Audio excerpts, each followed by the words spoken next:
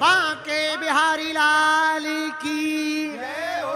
अरे चाहे लगा लो तेल चमेली, चाहे डाबर का लगा लो, अरे चाहे लगा लो तेल चमेली, चाहे लगा लो सेंट, जगत में कोई न परमाने। क्या?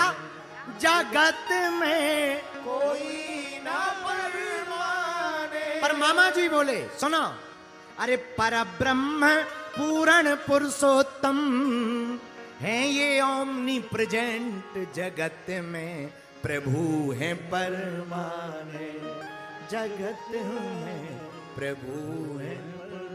कौन है परमानेंट? जोर से बोलो।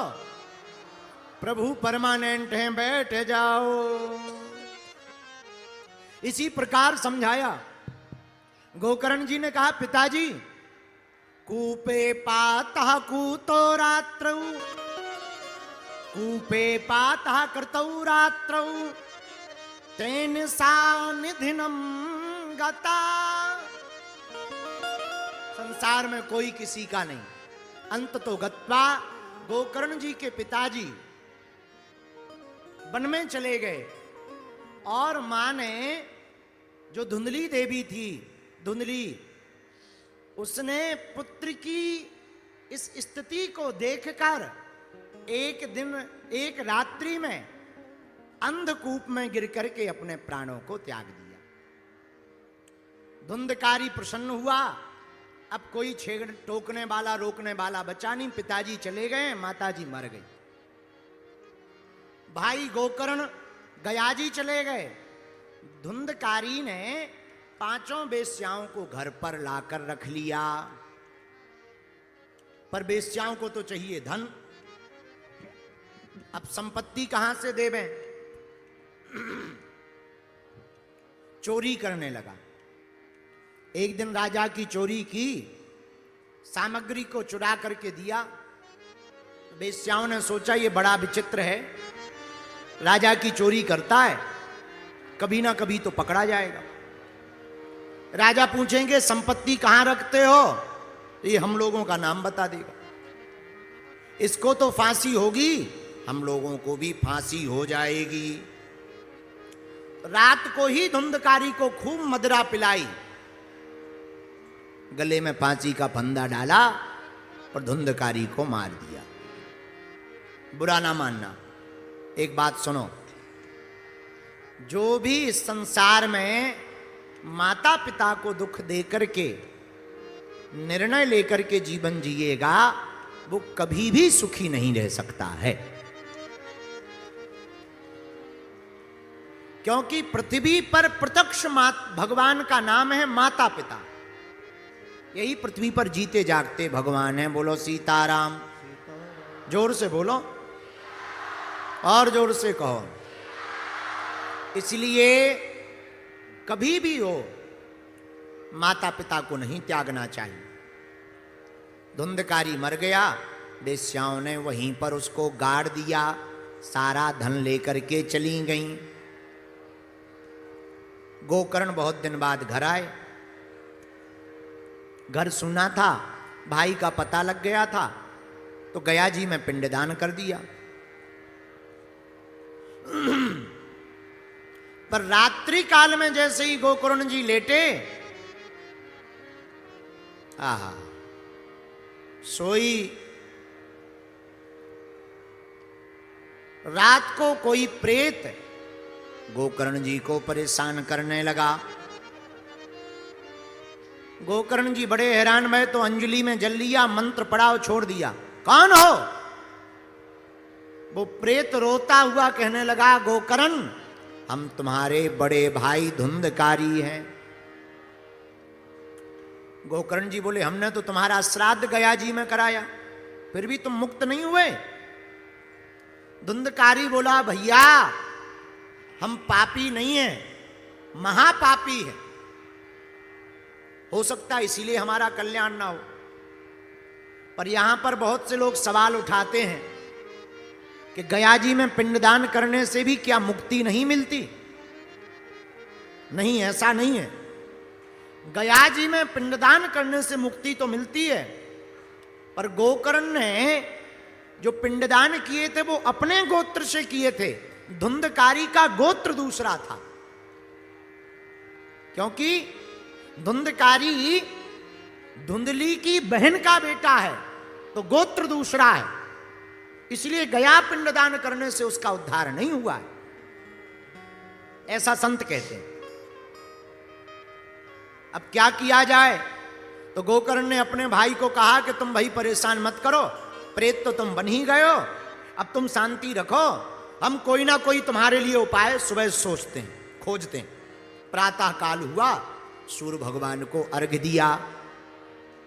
भगवान सूर्य प्रकट, भगवान सूर्य जैसे ही उदित हुए, अर्घ्य देते हुए गोकर्ण जी ने कहा, भगवान हमारा भाई प्रेत योनि में है, और प्रेत योनि से मुक्ति कैसे दिलाई जा सकती है, आप उपाय बतलावें। तब उपाय बताया। सप्ताहेन श्रीमद भागवती कथा। एक उपाय क्या? आप अपने भाई के लिए अगर 7 दिन की भागवत सुनाओगे तो पक्का है तुम्हारा भाई प्रेत योनि से मुक्त हो जाएगा। तुरंत बात सुनकर के गोकर्ण जी ने भागवत का आयोजन किया। जहां भागवत की कथा कर रहे थे, सामने में ही एक 7 गांठ का बांस लगा था। उस सुराग में एक 7वीं गांठ के ऊपर एक छेद था, छिद्र। प्रेत योनि में धुंधकारी उसी 7 गांठ के बांस पर बैठ गया। पहले दिन की कथा हुई, पहली गांठ फट गई। दूसरे दिन की कथा हुई, दूसरे दिन की गांठ फट गई। 7 दिन में 7 ग्रंथियां फट गईं। और जैसे ही 7 दिन पूर्ण हुए तो दिव्य रूप धरो जातस तुलसी दाम मंडिता पीतवासा घनश्याम मुकुटी कुंडलान्विता। दिव्य रूप लेकर के धुंधकारी प्रकट हो गया। भगवान विष्णु के पार्षद धुंधकारी को लेने आ गए, और धुंधकारी ने दोनों हाथ जोड़कर भागवत भगवान की महिमा गदगद भाव से कही। धन्या भागवती वार्ता प्रेत पीड़ा विनाशिनी सप्ताहोपि तथा धन्या कृष्ण लोक फल प्रदा। धन्य है भागवत की कथा, जो मुझ जैसे महापापी को, जो प्रेत योनि में पड़ा था, उसको उसका भी उद्धार कर दिया। धन्य है, धन्य है, धन्य है। बोलो भागवत भगवान की जय हो। कुछ लोग यहां पर प्रश्न करने लगते, महाराज पहले के जमाने में भागवत होती थी तो भगवान का विमान आता था। आज के जमाने में भी बहुत भागवतें हो रही, पहले से ज्यादा हो रही। विमान तो दूर की बात है, बैलगाड़ी भी नहीं आ रही। कारण क्या है? क्या कथा बदल गई? हमने कहा ठटरी के बरे। कथा नहीं बदली, कथा तो वही है, पर विमान क्यों नहीं आ रहा? हमने कहा भैया, ना तो सुखदेव जी जैसा कोई श्रोता बचा है, ना परीक्षित, सुखदेव जी जैसा कोई वक्ता है, ना परीक्षित जी जैसा कोई श्रोता है। सुखदेव जी जैसा व्यास मिल जाए और परीक्षित जी जैसा कोई श्रोता मिल जाए, गोकर्ण जी जैसा कोई व्यास मिल जाए और धुंधकारी जैसा कोई श्रोता मिल जाए, तो आज भी विमान आने को तैयार है। पर वर्तमान के जमाने में तो अब वक्ता भी कहते हैं चाहे जैसा हो गए, बस दक्षिणा मिल जाए, जय बजरंग बली की। और श्रोता भी कहते हैं श्लोक होवे या ना होवे, हमारी फोटो छप जाए। आजकल तो कथाएं फोटो के लिए हो रही हैं, और हमने तो फोटो का इतना गजब का जमाना देखा, चेले अपनी बड़ी बड़ी फोटो लगा लेते।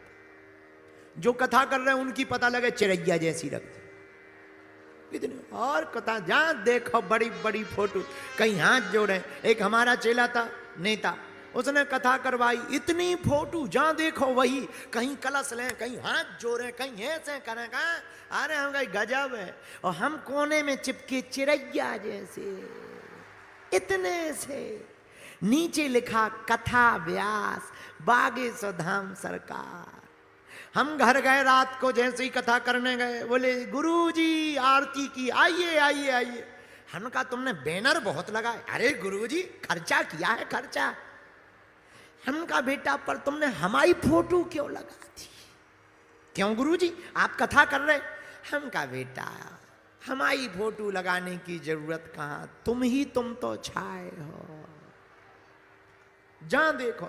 अच्छा इतना गजब का चेला था, बैनर में तो अपनी फोटो लगाई, हमारी कथा के पीछे अपनी फोटो, दोनों हाथ जोड़े, यहां तो ठाकुर जी लगे पीछे। अरे हमने कहा छटरी के बरे, अब एक काम कर नक कटा, पीछे जो फोटो लगाई ऐसे हाथ कर दे। कई ऐसे श्रोता होते हैं। अब अच्छा कई हम मंच पे देखते हैं, उन्हें कथा से कोई मतलब, कई हम श्रोता देखते रहते हैं आंखों के सामने, तुम लोग तो बैठे ही हो सो देख ही रहे। हम देखते हैं अगर पहले कथा सुनाओ तो कुछ नहीं, उनके सामने कैमरा चला जाए, हरे कृष्णा कृष्णा कृष्णा, और टीवी पे दिख जाए फिर तो वो ऐसे लगने लगता साक्षात मीरा बैठी हो, प्रहलाद जी प्रकट हो गए। और जहां कैमरा हटा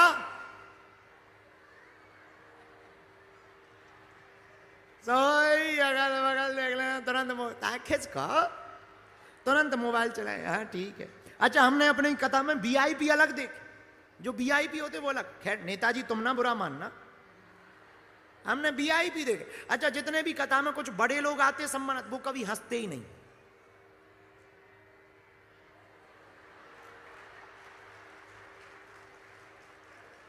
उन्हें लगने लगता है कि बेइज्जती ना हो जाए। और हमारे जैसे ठलुआ इतनी जोर से हंसते हैं कि बगल वाला सो रहा हो तब भी